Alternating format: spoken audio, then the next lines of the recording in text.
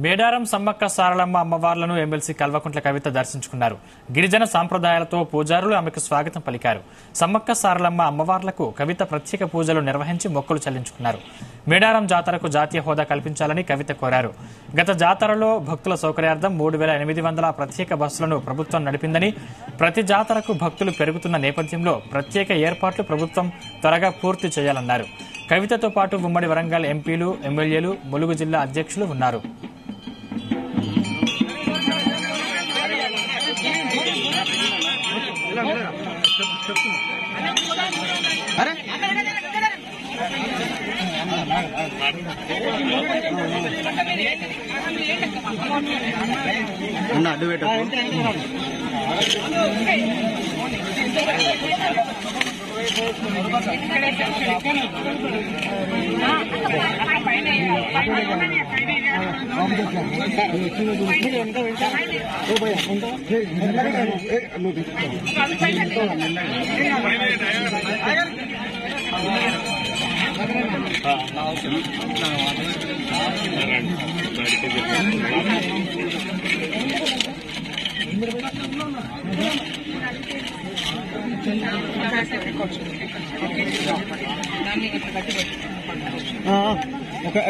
Camera camera రాజన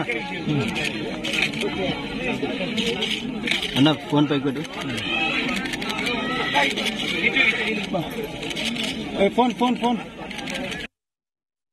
తలమానికం లాంటి ఇంత పెద్ద ఎత్తున భారతదేశంలో ఎక్కడా కూడా గిరిజనుల యొక్క జాతర జరగడం, దానికి గిరిజనులు, గిరిజనేతరులు అందరూ కూడా వచ్చి భక్తిపోవడం అన్నది చాలా అదృష్టం.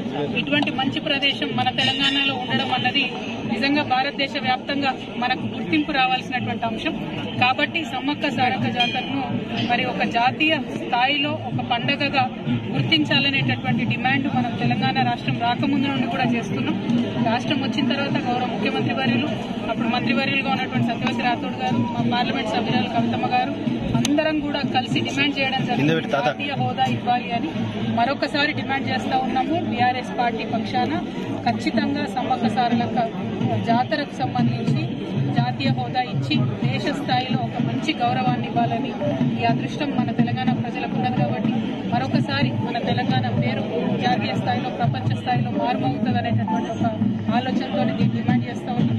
10-15 ఏళ్ల నుంచి కంటిన్యూస్ గా అడుగుతున్నాం, ఇది ఖచ్చితంగా చేయాలి అని కోరుతా ఉన్నాం.